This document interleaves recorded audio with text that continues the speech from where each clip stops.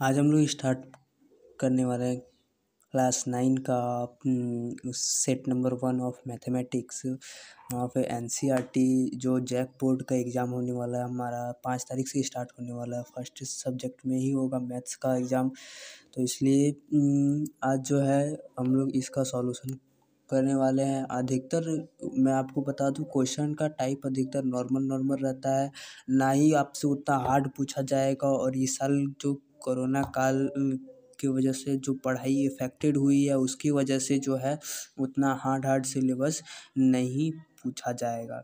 इसलिए हम लोग यहाँ पे स्टार्ट करने जा रहे हैं परिमेय यहाँ पे स्टार्ट करने जा रहे हैं सेट नंबर 1 का क्वेश्चन नंबर 1 से। क्वेश्चन नंबर 1 पूछा है, निम्नलिखित में से कौन परिमेय संख्या है। तो हम लोग पी बटा क्यू के जिस नंबर को हम लोग पी बटा क्यू के रूप में लिख सकते हैं उसको हम लोग बोलते हैं रेशनल नंबर। तो इसलिए यहाँ पे ऑप्शन देखते हैं। ऑप्शन नंबर ए की बारी आती है, ऑप्शन नंबर ए की बारी आती है। ऑप्शन नंबर ए की जो बारी आती है उसको हम 3/1 लिख सकते हैं। 3/1 ये पी हो गया, एक हो गया, इसीलिए ऑप्शन नंबर 1 सही हो जाएगा। ऑप्शन नंबर इसका राइट आंसर होगा। एक का ए नंबर ऑप्शन राइट आंसर होगा। मिला लें, बहुत अच्छी तरीके से पढ़ भी लें, बिकॉज जो रेशनल नंबर से एक क्वेश्चन ज़रूर रहता है। रेशनल नंबर, इरेशनल नंबर, इससे एक क्वेश्चन ज़रूर रहता है। चलिए आगे की ओर बढ़ते हैं। दो परिमेय संख्याओं का गुणनफल निम्न में से क्या होता है। देखो, अगर दो, देखिए हम लोग दो परिमेय संख्या ले लेते हैं। 1/2 है इंटू 1/2 इक्वल्स टू है 1/4 आया। 1/4 आया, मतलब यहाँ पे क्या है कि यहाँ पे रेशनल नंबर ही आ रहा है, परिमेय संख्या ही आ रहा है, परिमेय संख्या ही आ रहा है। तो ऑप्शन नंबर हमारा हो जाएगा बी। इसका ऑप्शन नंबर बी क्या होगा कि दो परिमेय संख्याओं का गुणनफल हमेशा एक परिमेय संख्या ही आता है। ठीक है। अब पूछा है यहाँ पे जीरो किस प्रकार की संख्या है। यहाँ पे जीरो जो है, जीरो अपरिमेय संख्या है, अभाज्य संख्या है, विषम संख्या या परिमेय संख्या है। देखिए, आप जीरो को 0/1 लिख सकते हैं। ठीक है, जीरो को 0/1 लिख सकते हैं, इसलिए ये क्या हो जाएगा पी बटा क्यू के रूप में हम इसको दिखा दिए, मतलब ये एक परिमेय संख्या हो जाएगा, ये एक परिमेय संख्या हो जाएगा। ठीक है, अब आगे की ओर बढ़ते हैं। प्रत्येक परिमेय संख्या होती है, मतलब प्रत्येक जो रेशनल नंबर होती है वो क्या होती है, पूर्ण संख्या होती है, प्राकृत संख्या होती है, परिमेय संख्या होती है या फिर वास्तविक संख्या होती है। देखिए, वास्तविक संख्या, देखिए वास्तविक रियल नंबर में ही दो आता है, एगो रेशनल नंबर और एगो इरेशनल नंबर। ठीक है, तो प्रत्येक परिमेय संख्या एक वास्तविक संख्या होती है, एक वास्तविक संख्या होती है। इसका ऑप्शन नंबर डी सही हो जाएगा। ठीक है, उसके बाद 3 तथा 4 के बीच में निम्न में से कौन परिमेय संख्या है। आपको यहाँ पे चेक करना होगा कि 3 तथा 4 के बीच में कौन परिमेय संख्या है। तो यहाँ पे सिंपली यहाँ पे 2π को आपको हटा देना है। जैसे कि यहाँ पे 2π दिया हुआ है, 2π को हटा देना है। रहा बात 10/3 को, तो उसको चेक करने के लिए आप 3 से सीधा 10 को भागा दे दीजिए। 3 3 9, 1 बच गया, पॉइंट दे दिए। ठीक है, 3 फिर 10 बचा, 3 3 9, तो 3.33 आ रहा है, मतलब 3 और 4 के बीच में आ रहा है। अब 7 हम लोग का ऑप्शन नंबर यहाँ पे बी सही होगा, ऑप्शन नंबर बी सही होगा। ठीक है, अब आगे की ओर बढ़ते हैं। अगर 64 का पावर को ये करना पड़ेगा, देखिए 32, ये आएगा फिर से 16, ये आएगा 2 8 या 16, ये आएगा 2 4 या 8, आ जाएगा 2 2 4, 1 2 3 4 5 6, मतलब 2 का पावर समझ में आता है तो फिर से मैं बना देता हूँ। देखिए, बोला है 64 का power x is equals to 8। 64 का power x is equals to 8। ठीक है, तो हमें क्या करना है, ये 64 जो है उसको हम लोग 2 का पावर कितना लिख सकते हैं। 2 का पावर हम लोग 6 लिख सकते हैं, ऐसे लिख सकते हैं, कोई आपत्ति है नहीं। इज इक्वल्स टू 8 लिखना है।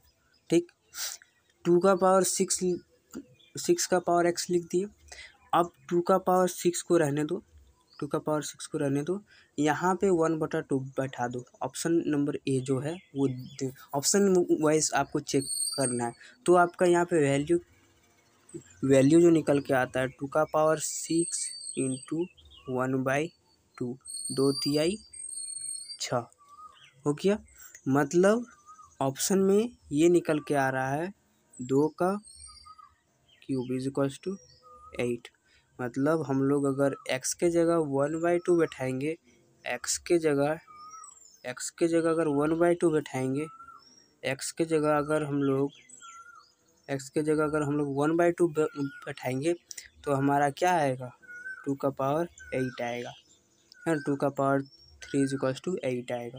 तो x की जगह हम लोग क्या बैठाएंगे 1/2। ऑप्शन नंबर ए सही है। ऑप्शन नंबर इसका क्वेश्चन नंबर 7 है यहाँ पे, इनमें से कौन एक चर वाले बहुपद है।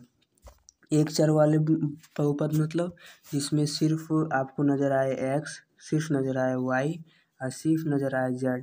इनमें से तीनों कोई एक टर्म में नज़र आए, इनमें से कोई एक टर्म अगर आपको पूरा इक्वेशन में नज़र आए तो उसको हम लोग बोलेंगे एक चर वाले रैखिक समीकरण। ठीक है। उसके बाद यहाँ पे हम लोग ऑप्शन में देखते हैं कि इसके अनुसार हमारा एक चर वाला बहुपद कौन सा होगा। तो यहाँ पे देखिए x प्लस वाई, यहाँ पे दो चर आ रहे हैं, x प्लस यहाँ पे 2x प्लस 3y प्लस 5 ये दो चर आ रहे हैं। ठीक है। यहाँ पे गौर करने वाली बात है 2x² प्लस 3x प्लस 4, यहाँ पे जो है सिर्फ और सिर्फ एक ही चर x प्रेजेंट है। यहाँ पे सिर्फ और सिर्फ एक ही चर x प्रेजेंट है, इसलिए ये एक चर वाले रैखिक समीकरण में आएगा। ठीक। अगले क्वेश्चन की ओर बढ़ते हैं। क्वेश्चन नंबर 8 हमारा जो है वो है बहुपद 2x प्लस 6 का शून्यक कौन है। तो हम लोग शून्यक निकालने का तरीका जानते हैं कि 2x plus 6 is equals to 0। बहुपद इस तरीके से निकाला जाता है, यहाँ से 2 हम लोग कॉमन ले लेते हैं और x plus 3 is equals to 0। ठीक। अब जो है अब इस देखिए अब ये जो 2 है उठ के इधर आएगा, तो यहाँ पे x plus 3 is equals to 0। तो यहाँ पे देखिए, यहाँ पे ले लेते हैं, तो यहाँ पे देखिए x plus 3 is equals to 0 आया। तो ये प्लस 3 को हम लोग इधर ले जाएंगे तो आएगा x is equals to -3, x is equals to -3। तो इस जो ऑप्शन होगा यहाँ पे x इज इक्वल्स टू -3 का जो ऑप्शन होगा वो इसका शून्यक होगा। तो यहाँ पे देखिए ऑप्शन में हम लोग का दिया हुआ है बी नंबर ऑप्शन -3 दिया हुआ है। ठीक है। आगे की ओर बढ़ते हैं। बहुपद x का पावर 4 -3x² -5 का घात है। अब हमको घात ढूंढना है। ठीक है। जैसे कि यहाँ पे दिया हुआ है समीकरण x का पावर 4 -3x² -5 दिया हुआ है, तो हमको यहाँ पे घात ढूंढना है। तो कौन सा घात ढूंढना है, बहुपद वाला, मतलब जिस पद का सबसे अधिक घात हो। तो सबसे अधिक घात x का पावर 4 है, तो यहाँ पे क्या होगा 4 आंसर होगा। तो 4 ऑप्शन नंबर डी आंसर होगा इसका। ठीक है। अब आगे की ओर बढ़ते हैं। क्वेश्चन नंबर 10, यदि p, यहाँ पे देखिए px इज इक्वल्स टू क्या दिया हुआ है x-1 दिया हुआ है, px is equals to x-1 दिया है। तो p0 का वैल्यू निकालना है। तो p0 का वैल्यू 0 - 1 इज इक्वल्स टू -1। ये -1 कहाँ पे है, ऑप्शन नंबर सी में। ऑप्शन नंबर सी करेक्ट हो गया। अब चलिए आगे की ओर पढ़ते हैं। क्वेश्चन नंबर 11 क्या होता है कि यहाँ पे पूछ रहा है 2x³ -5x² -x प्लस 3 में x² का क्या गुणांक है। तो हम लोग सबसे पहले यहाँ पे क्या देखेंगे, जो हम लोग का समीकरण दिया रहेगा उसको देखेंगे 5x²। ठीक है। -x प्लस 3, इसमें बोला है x² का गुणांक, तो x² का गुणांक क्या है -5 है। तो यहाँ पे ऑप्शन नंबर बी हम लोग का सही हो जाएगा, -5 हमारा सही हो जाएगा। ठीक है। अब आगे बढ़ते हैं। क्वेश्चन नंबर 12 की ओर। क्वेश्चन नंबर 12 क्या बोल रहा है, यदि एक बहुपद पी एक्स, देखो पी एक्स दिया हुआ है, क्या दिया हुआ है, एक्स का पावर 31 प्लस 1, अगर को उससे विभाजित किया जाए, x-1 से विभाजित किया जाए, डिवाइड किया जाए, तो शेषफल क्या होगा, तो हम लोग को शेषफल पूछा है। तो हम लोग डिवाइड करेंगे। इसका एक सिंपल सा ट्रिक है कि अगर आप ये x is -1 is equals to 0 हो गया, तो x इज इक्वल्स टू क्या हो जाएगा, 1 हो जाएगा। x की जो वैल्यू है उसको इस समीकरण में बैठा देना है। तो इसमें बैठाएंगे, x की वैल्यू अगर 1 बैठाएंगे तो क्या होगा, तो 1 + 1 इज इक्वल्स टू 2 हो जाएगा। तो हमारा जो ऑप्शन में 2 दिया हुआ है वो ऑप्शन मेरा सही है। तो ऑप्शन नंबर डी हमारा सही होगा। क्वेश्चन नंबर 13 की ओर बढ़ते हैं। क्वेश्चन नंबर 13 जो है यहाँ बोल रहा है, निम्न में से कौन सा बहुपद द्विपद है, मतलब जिसके पास दो पद है। देखिए ऑप्शन नंबर 1 जो है एक पद है, इसमें तो साफ झलक रहा है कि x² - 9x + 14 है, एक पद है, ये तो होगा नहीं। उसके बाद यहाँ पे देखिए 9x है, x तो होगा नहीं, ठीक है। 5x² - 9x है, ये भी नहीं होगा। तो 2x² - 9x + 1, option number D और ए दोनों होगा।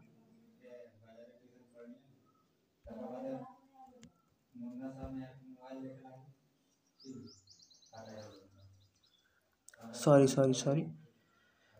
यहाँ पे ऑप्शन नंबर सी होगा, 5x² - 5x² 5x²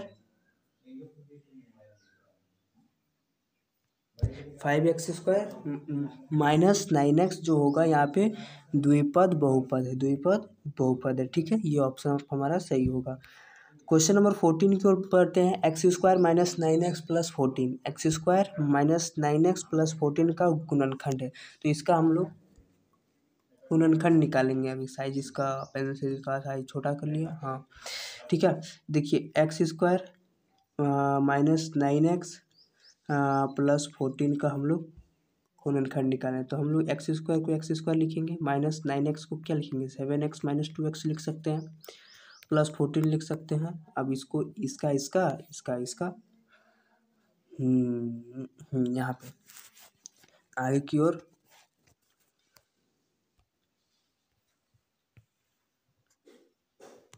ठीक है। अब यहाँ पे x को बाहर लो, x - 7 आएगा, ठीक है। इधर से -2 को बाहर लो तो x - 7 आएगा, ठीक। तो यहाँ पे फर्दर आंसर क्या होगा, x - 2 पे x - 7, ये हो जाएगा इसका करेक्ट आंसर। तो x - 2 और x - 7 ऑप्शन नंबर इसमें है, ऑप्शन नंबर बी में है। ऑप्शन नंबर बी हम लोग का सही हो जाएगा, ऑप्शन नंबर बी हम लोग का सही हो जाएगा, ऑप्शन नंबर बी हम लोग का सही हो जाएगा, ठीक है। चलिए आगे की ओर बढ़ते हैं। सॉल्यूशन आप देख लीजिए, आप अच्छे तरीके से सॉल्यूशन देख लीजिए। कॉपी में नोट करना चाहते हैं तो वीडियो को पॉज करके उसको नोट्स कर सकते हैं। आगे की ओर बढ़ते हैं हम लोग। क्वेश्चन नंबर 15 आकृति देखना है और आंसर देना है। आकृति देखना है और इसका आंसर देना है। बिंदु बी का निर्देशांक, तो बिंदु बी आप ढूंढिए, बिंदु बी यहाँ पे है, देखिए बिंदु बी जो है यहाँ पे है, यहाँ पे बिंदु बी का निर्देशांक होगा, यहाँ से इधर -5 हो जाएगा। एक सेकेंड, सर्किल ही बना जा रहा है। यहाँ से एक क्या होगा, -5 होगा, ठीक है। और यहाँ से क्या होगा, 2 हो जाएगा, y एक्सिस में 2 हो जाएगा, ठीक है। तो -5,2 जो ऑप्शन में दिया रहेगा वो सही होगा। -5,2 जो ऑप्शन में दिया रहेगा वो सही रहेगा, ऑप्शन नंबर सी। अब आगे की ओर बढ़ते हैं। क्वेश्चन नंबर 16 बोल रहा है कि निर्देशांक -3, -5 द्वारा पहचाना गया बिंदु को फाइंड कीजिए। तो -3 देखो, -3 कहाँ पे है, -3 यहाँ पे है, ठीक है। -3 यहाँ पे है, और क्या बोला है कि -5, तो -5 कहाँ पे है, -5 देखो यहाँ पे है। तो इसको और इसको मिला के ये पॉइंट बनाया गया, ई पॉइंट बनाया गया। तो हम लोग का आंसर क्या हो जाएगा, हम लोग का आंसर जो होगा E point. Option number B सही हो जाएगा, ऑप्शन नंबर बी सही हो जाएगा। ठीक है, आगे की ओर बढ़ते हैं। डी का भुज होगा, डी का भुज, भुज पूछा है। भुज मतलब भुजा, ठीक है, भुज मतलब भुजा, रावण का भुजा ऐसा था। ठीक है, अब कोटि, कोटि मतलब मुंडी, मुंडी ऐसा होगा। ठीक है, ठीक। अब डी का भुज हम लोग ढूंढते हैं। पॉइंट डी कहाँ पे है वो मार्क कर ले पहले। पॉइंट डी वो कहाँ पे है वो मार्क कर ले। पॉइंट डी वो मार्क कर ले, देखिए पॉइंट डी यहाँ पर है। ठीक है, पॉइंट डी का हमको भुज लिखना है। भुज यहाँ पे क्या होगा, 6 होगा। पॉइंट डी का भुज हम लोग का यहाँ पे 6 होगा। ठीक, और पॉइंट एच का कोटि पूछ रहा है। पॉइंट एच का देखो, एच ढूंढो, एच ढूंढो, कहीं भी मिलेगा, यहाँ पे मिला एच, यहाँ पे मिला, तो एच का कोटि पूछ रहा है, मतलब उसका मुंडी पूछेगा। तो मुंडी कितना है, -3 है। मुंडी कितना है, -3 है। ऑप्शन नंबर बी सही है।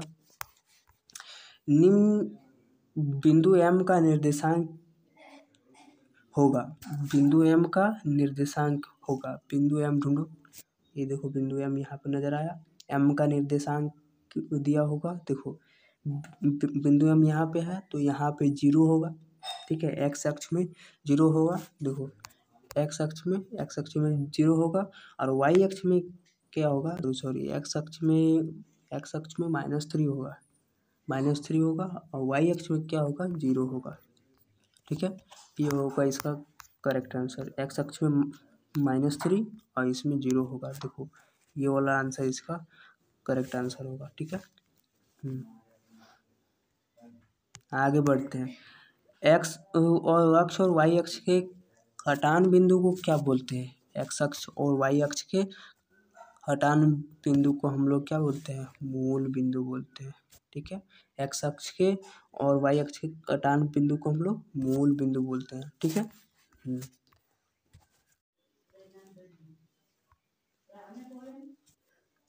यदि यहाँ पे आप अगला क्वेश्चन देखते हैं। यदि 2,0 रैखिक समीकरण 2x + 3y = k का एक हल है तो k का वैल्यू फाइंड करना है। Find the value of k। अगर ये समीकरण देखा जाए इसको ध्यान से, ये जो समीकरण के ऊपर फोकस कर रहा हूँ मैं। ठीक है, समीकरण के ऊपर फोकस हुआ है। अगर 2x + 3y = k का एक हल है। क्या हल है, 2,0 इसका वैल्यू आएगा। ठीक है, ठीक है, तो हम क्या करेंगे, जो x के जगह पे 2 बैठा देंगे और y के जगह पे 0 बैठा देंगे। कि 0 = k, तो k =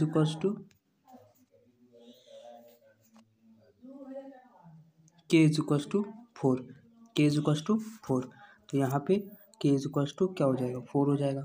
4 इसका आंसर सही है। दो चर वाले रैखिक समीकरण का मानक रूप क्या होता है। दो चर वाले रैखिक समीकरण का मानक रूप क्या होता है, ax + by + c। ax² इस तरह होता है, ax² + by + c = 0, ऐसा होता है। ठीक है, दो चर वाले रैखिक समीकरण का तब ये वाला होगा। ऑप्शन नंबर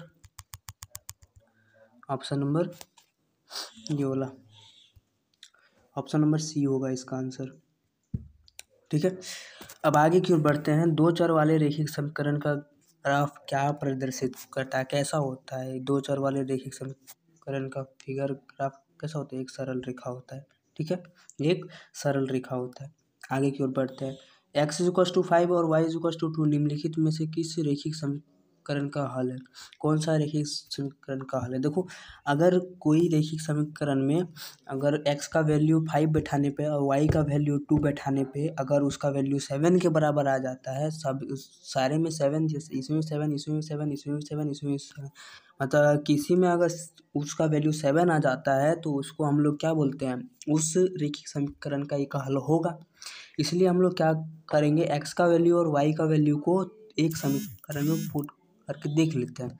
तो यहाँ पे हमको लग रहा है कि अगर x के जगह, ऑप्शन नंबर सी में x के जगह पे 5 बिठाएंगे और y के जगह पे 2 बिठाएंगे तो यहाँ पे 5 + 2 = 7 होगा। 5 + 2 = 7 होगा। तो यहाँ पे देखिए तो यहाँ पे देखिए हम लोग बिठाते हैं 5 + 2 = 7 हो गया। मतलब ये जो है इसका एक हल होगा, इसका ऑप्शन नंबर सी सही हो जाएगा। ठीक है, रैखिक समीकरण 2x + 3y का एक हल है। देखो 2x + 3y, 2x + 3y = दिया हुआ है 12। x के जगह क्या बैठाएंगे और y के जगह में क्या बैठाएंगे, जिसकी वजह से हमको 12 के बराबर मिल जाएगा। तो x के जगह पे अगर हम लोग क्या बैठाते हैं, 2 × 3, 3 2 = 6 हो गया। अब हमको क्या चाहिए, 6 चाहिए। 3 × 2 बैठाएंगे फिर से, तो क्या आ जाएगा हमारे पास, 12 आ जाएगा, 12 आएगा। तो यहाँ पे हम लोग बैठाएँ x के जगह पे 3 और y के जगह पे 2 बैठाएँ। तो x के जगह पे 3 और y के जगह पे 2, आपको कौन ऑप्शन में झलक रहा है? तो ऑप्शन नंबर बी। तो ऑप्शन नंबर बी इसका सही हो जाएगा। अगला क्वेश्चन की ओर बढ़ते हैं। यदि x + y = k, गायब हो गया जी। यही प्रॉब्लम होता है पीडीएफ व्यूअर में। अगर यदि इस तरीके में ये x + y = k द्वारा निरूपित रेखा पर स्थित है तो k का वैल्यू पूछा है। देखो k का वैल्यू हमको निकालने के लिए x + y जब दिया हुआ है, x + y = k दिया हुआ है, तो यहाँ पे दिया हुआ है 2, 3, 2 + 3 = k, तो k = क्या हो जाएगा, 5। तो 5 आंसर है, ऑप्शन नंबर डी।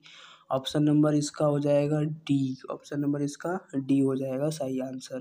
तो इसको पूरा वैनिश करो और ऑप्शन नंबर डी इसका क्या हो जाएगा, सही आंसर हो जाएगा। चलिए आगे की ओर बढ़ते हैं। क्वेश्चन नंबर 27 आपका क्या बोल रहा है? क्वेश्चन नंबर 27 आपका बोल रहा है, सेकेंड,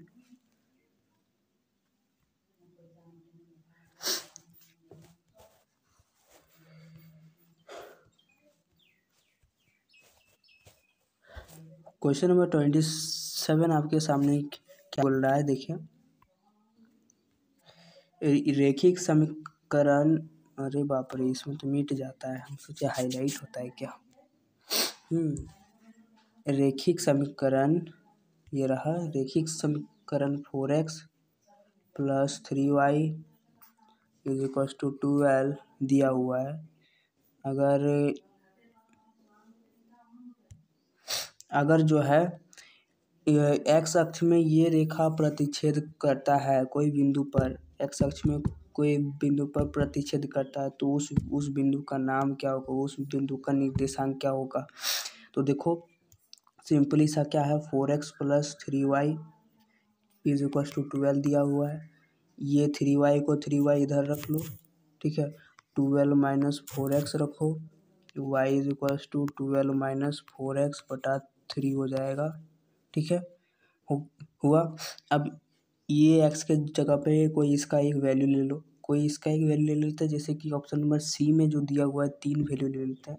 तो 12 - 4 × 3/3 = क्या आएगा, 0 आएगा। मतलब 3 बैठाते हैं तो 0 आता है, तो ऑप्शन नंबर ये सही हो गया।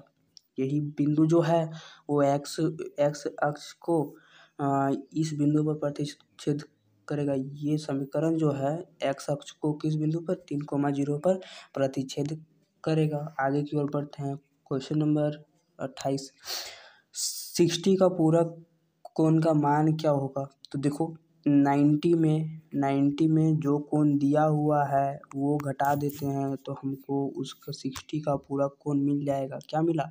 30 डिग्री। तो इसका आंसर क्या होगा, 30 डिग्री आंसर हो जाएगा। वह कोण जो 90 से अधिक और 180 से कम हो क्या कहलाता है, इट इज़ कॉल्ड अधिक कोण। ठीक है, आगे की ओर बढ़ते हैं। उस कोण की माप क्या जो अपने पूरक के आधे से 30 अधिक हो, तो ऑब्वियसली यहाँ पे 60 डिग्री होगा। ठीक है, चलो नीचे दी गई आकृति में ये तो एंगल ए ओ ई, इसको प्रूफ करना है। देखो भैया, ये जो एंगल है ये दे दिया है, ये दे दिया है, अब आपको ये फाइंड करना है, ये क्वेश्चन मार्क है। तो देखो ये प्लस ये, ठीक है, एंगल ये और एंगल ये, ठीक है, दोनों को अगर जोड़ दें और उसको 180 बराबर कर दे तो कुछ काम बन सकता है। ठीक है, तो यहाँ पे दोनों जोड़ दिए, प्लस एक को x मान लिए, इसको 180 कर दिए, तो x इज इक्वल्स टू क्या आएगा, 130 आएगा। ठीक है, तो x इज इक्वल्स टू 130, अरे 110 होगा, सॉरी 110 होगा इसका आंसर। ठीक, आगे की ओर बढ़ते हैं। 32, क्वेश्चन नंबर 32, यहाँ पे x प्लस वाई का मान क्या होगा। तो देखो x प्लस वाई का जो वैल्यू, देखो यहाँ पे इस तरह दिया हुआ है, इस तरीके का दिया हुआ है, और यहाँ पे एंगल बना रहा है 50 डिग्री का। ठीक, और ये बोला है, ये बोला है x बोला है, तो हम लोग इसको और इसको जोड़ के 180 के बराबर बोल सकते हैं। ठीक है, तो x plus 50 is equals to 180। ठीक, x plus 50 is equals to 180 is equals to क्या हो जाएगा, x इज इक्वल्स टू 130। ठीक, 130, तो और यहाँ पे दिया हुआ 130 इसके बराबर हो जाएगा, y इज इक्वल्स टू 130। तो यहाँ पे आया हम लोग का x का भी वैल्यू 130 आया, और y का भी वैल्यू 130 आया, तो 130 प्लस 130 इज इक्वल्स टू क्या है, 260। तो ऑप्शन नंबर डी इसका सही हो जाएगा। त्रिभुज के तीनों कोनों का योग कितना होता है। देखो एक त्रिभुज छापते हैं, देखो एक त्रिभुज छापते हैं, ये कोण ये कोण ये कोण आपस में 60 डिग्री के बराबर होता है। ये कोण 60 डिग्री, ये कोण 60 डिग्री, ये कोण 60 डिग्री, मिला के 180 डिग्री हुआ। तो ऑप्शन नंबर इसका बी नंबर सही हो जाएगा। ठीक है, उसके किसी त्रिभुज में, यहाँ पर बोल रहा है किसी त्रिभुज में अधिक से अधिक कितने समकोण हो सकते हैं। देखो एक हम लोग त्रिभुज लेते हैं, चलो समकोण त्रिभुज ले लेते हैं। एक को 90 डिग्री का हो गया, ठीक है, एक को 90 डिग्री का हो गया, तो दोनों कोण को मिला के, बाकी जो दो कोण मिला के जो है वो 45 होना चाहिए। दो कोण मिला के 45 होना चाहिए। तो हमारे पास एक त्रिभुज में मैक्सिमम एक ही समकोण पॉसिबल हो सकता है, हो सकता है। तो इसका ऑप्शन नंबर क्या सही होगा, सी, ऑप्शन नंबर सी सही होगा। ठीक है, यदि ए बी, यदि यहाँ पे दिया हुआ है, यदि A B is equals to Q R, B C is equals to P R and C is equals to P Q है, तो बताओ कि त्रिभुज का अरेंजमेंट, त्रिभुज आपस में दो त्रिभुज है जिसका भुजा सब आपस में बराबर है, तो उसका अरेंजमेंट कैसा होगा। तो उसका अरेंजमेंट, ये क्वेश्चन का अरेंजमेंट इस तरीके का होगा। एंगल त्रिभुज सी बी ए सर्वांगसम त्रिभुज पी क्यू आर। ठीक है, अब आगे की ओर बढ़ते हैं। क्वेश्चन नंबर 36 यहाँ पे बोल रहा है, निम्नलिखित में से कौन त्रिभुज के सर्वांगसम की एक कसौटी नहीं है। तो यहाँ पे देखिए, यहाँ पे एस एक सर्वांगसम कसौटी है, एस एक सर्वांगसम कसौटी है, ए ऐसे एक सर्वांगसम कसौटी है, बट यहाँ पे एस ए जो है ना, ये सर्वांगसम कसौटी नहीं है, ये सर्वांगसम कसौटी नहीं है। इस वजह से ऑप्शन नंबर हमारा सी सही हो जाएगा। ठीक है, अब पूछ रहा है कि यदि दो त्रिभुज सर्वांगसम होते हैं, दो त्रिभुज अगर सर्वांगसम हुए तो यदि इन दोनों त्रिभुज के दो कोण बोल दिया, मतलब जहाँ पे दो एंगल दिखाई देगा वही ऑप्शन हम लोग का सही होगा। ठीक है। समबाहु त्रिभुज के प्रत्येक कोण क्या होते हैं? समबाहु त्रिभुज के प्रत्येक कोण, मान लो कि एक समबाहु त्रिभुज है, ये कोण 60 डिग्री का होता है, ये कोण 60 डिग्री का होता है, ये कोण 60 डिग्री का होता है, तो ऑप्शन नंबर ए हम लोग का सही हो जाएगा। क्वेश्चन नंबर 39 क्या बोल रहा है? यदि एक त्रिभुज की तीनों भुजाएं दूसरे त्रिभुज के तीनों भुजाओं के बराबर हो और दोनों त्रिभुज सर्वांगसम हो तो उसे दोनों त्रिभुज सर्वांगसम होते हैं तो वो किस नियम से होते हैं? तो देखो यहाँ पे तीन भुजाएं दी हुई है, इसके तीन भुजाएं, मतलब भुजा भुजा दिया हुआ है, मतलब एस एस एस नियम से तीनों साइड साइड साइड दिया हुआ है, आपस में बराबर है, दोनों त्रिभुज का तीनों साइड साइड जो है आपस में बराबर है, इसलिए वो एस एस नियम से ये सही होगा। अब क्वेश्चन नंबर 40 क्या बोल रहा है? आकृति त्रिभुज बी ओ सी, देखो त्रिभुज बी ओ सी, ये एक त्रिभुज आपको दिखा और त्रिभुज जो है त्रिभुज जो है ए ओ डी जो दिखा आपको, ये त्रिभुज आपस में सर्वांगसम है, तो कौन सा नियम से सर्वांगसम होंगे? तो देखिए यहाँ पे एक राइट एंगल दिख रहा है, एक राइट एंगल यहाँ पे दिख रहा है, ठीक है, और एक राइट एंगल यहाँ पे दिख रहा है, मतलब कहीं ना कहीं RHS हो सकता है, तो हम लोग का RHS ही सही होगा, बिकॉज हाइपोटेनस और हाइपोटेनस आपस में बराबर होंगे, ये बेस और बेस आपस में बराबर है, तो ये जो है RHS नियम के अनुसार, ये जो है RHS नियम के अनुसार हमारा ये दोनों त्रिभुज सर्वांगसम होगा। Thank you for waiting to watch our video at till end, and thank you a lot, and best wishes that your exam will be good scoring. Thank you.